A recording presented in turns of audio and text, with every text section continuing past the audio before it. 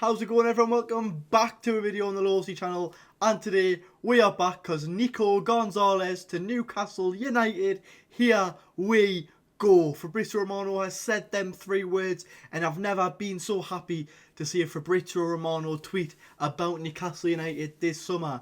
Nico González will join Newcastle United for £47 million with £3 million in add-ons. Now, before we get into the video, if you could do me a massive favour, I'm wearing this beauty, so if you could please like, subscribe and comment, it would mean an awful lot to me.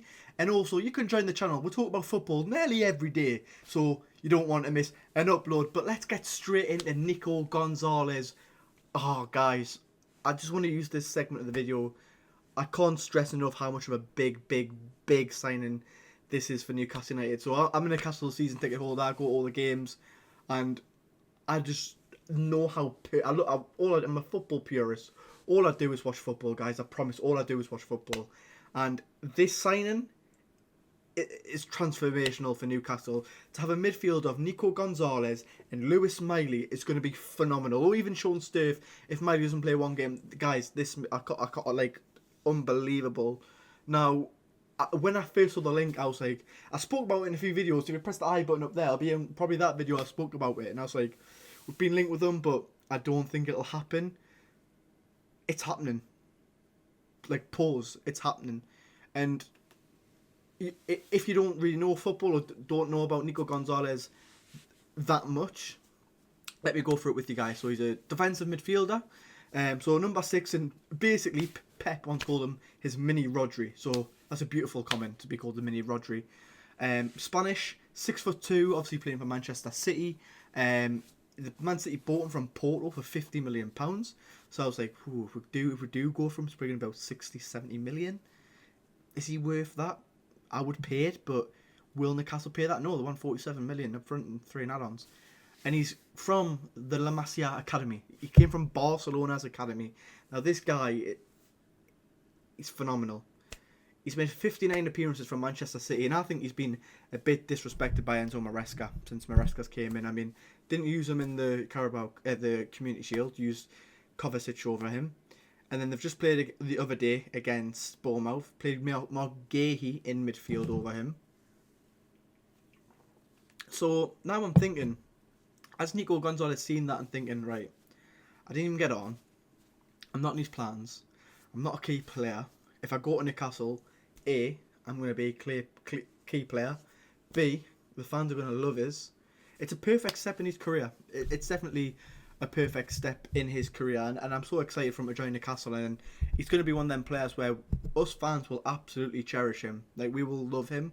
Again, it's just what Newcastle United need. A bit of experience, Premier League experience. A really good age, being 24 years old. Been there and done it. Won trophies. Scored the goal in the FA Cup semi-finals against Southampton. You all remember that rocket that he scored, top left corner. Keep us right. Brilliant goal. But what you might say, Kieran, well, what is Nico González best at? Well, I'll tell you right now. Winning tackles and breaking up play. I love seeing that from Nico González. That's kind of one thing I've seen him do quite a lot. But he's really good at covering possession. He can cover everywhere in the midfield. He's all over the place. But one thing I really like about him is, of course, he's Spanish. So his short, medium, long-range passing is going to be amazing because he's Spanish and he's from Barcelona's academy. But it's his dribbling sometimes and keeping the ball for me. Like, I've seen it where, like, he'll spin, he'll get around a player, he'll dribble around a player, a few passes, and I'm like, it's really, really good. And one thing I love about him as well, he can really use his physicality. And I love that about midfielders, and I think it's what Newcastle need. Like, I had a look last season. I mean, this is just a cheap start, to be fair, because it doesn't say how many games he actually played last year. But 42 tackles, 24 interceptions, 90 recoveries. That's on FootMob.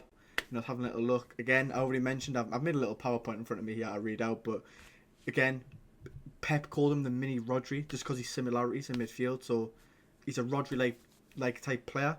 And of course, potential to grow.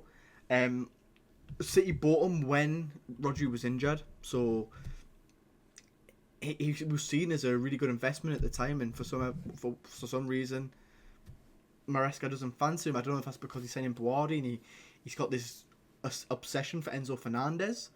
I mean, personally, I'd rather have Nico González than Enzo Fernandez, to be honest with you.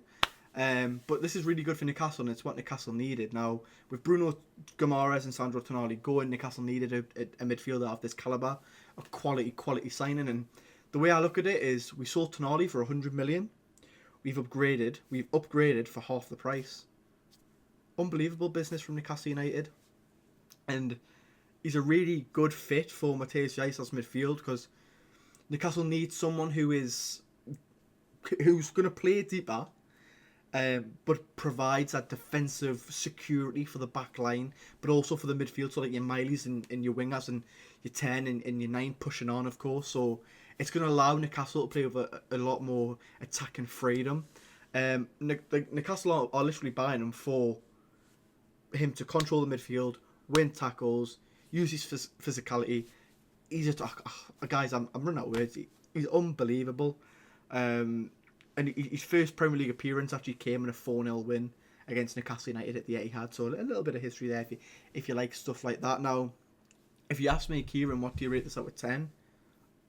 I rate this 10 out of 10. And I'll tell you why.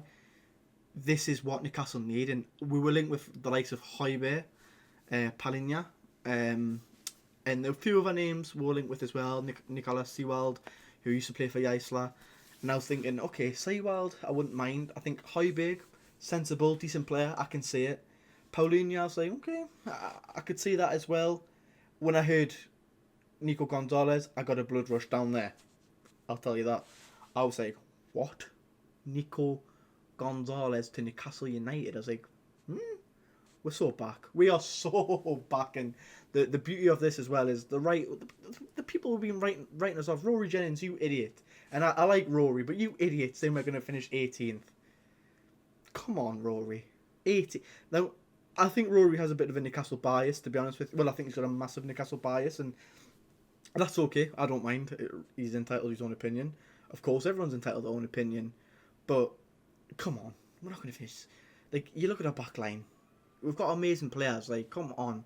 But, anyways, I don't want to get into that topic because it's just stupid opinion. But, Nico, wow. I mean, I feel like this is a signing that's going to it's got me off my chair. And I'm like, Newcastle, we are back. Like, it's giving us vibes of like when we signed Isak, when we signed Tonali. That's the vibe it's giving us. Now I think if Newcastle United go and get another attacker, so if that's a number 10, which I think we need, even though Wissa was like the R9 the other day, but I think Wissa could play up front now. Wissa and Asula should be our strikers, and then get a number 10. And apparently we've bidded 45 million euros for how do you say it? Is it like Mateus Fernandez Pardo or Pardo? Someone called Pardo Fernandez or Mateus, someone like that from Lille, who's a winger, and he's quite good. But I expect Newcastle to get another signing in, hopefully 2. But if we get Nico González in a very good number 10, or just a forward that would spend like 50-60 million on, then I'm happy. But I think Newcastle can push for Europe again now. I mean, I'm looking at the team, so this is just off the top of my head. In goal, there's only one keeper, Tornacek, but then you've got Tino Livramento / Dedic. You've got Chow starting, then Shaw. You've got Botman, who was immense against Liverpool. Then you've got Byrne. Then you've got Lewis Hall, and then Tino can cover, Dedic can cover. So we're fine there. Then you've got Nico González now. You've got Jacob Ramsey, Sean Stir, Lewis Miley, Joel Willock. And then up and Joe Willock's probably going to play as a 10 to be fair, or back up 10. But then you've got on the left Harvey Barnes, Bazamana Torre, Nick Voltemade, or Wissa, William Sula, Alanga, Jacob Murphy. Like, it's really good depth. And people writing Newcastle off, you've got to remember, Murphy's literally been playing Champions League for us. Murphy's the reason we qualified for the Champions League and won a cup. Barnes, one of the reasons why as well. Lewis Miley contributed massively for Newcastle United, and he's 20 years old. He was younger, of course, back then. Sula contributed at the back end last season. We've got the players, and I was really impressed by the playing style from Jæsla the other day against Liverpool. But, guys, I'm going to leave it as that because I don't want the deal to get hijacked. Even though to here we go, I haven't seen anything to say he's travelling to Newcastle yet. So, again, this could backfire, and Liverpool are probably going to go and sign him now. But I'm happy. Now let's breathe, get him confirmed, and on to the next. We mean business. And guys, if you've enjoyed the video, please like, subscribe and comment, and I'll see you in the next one.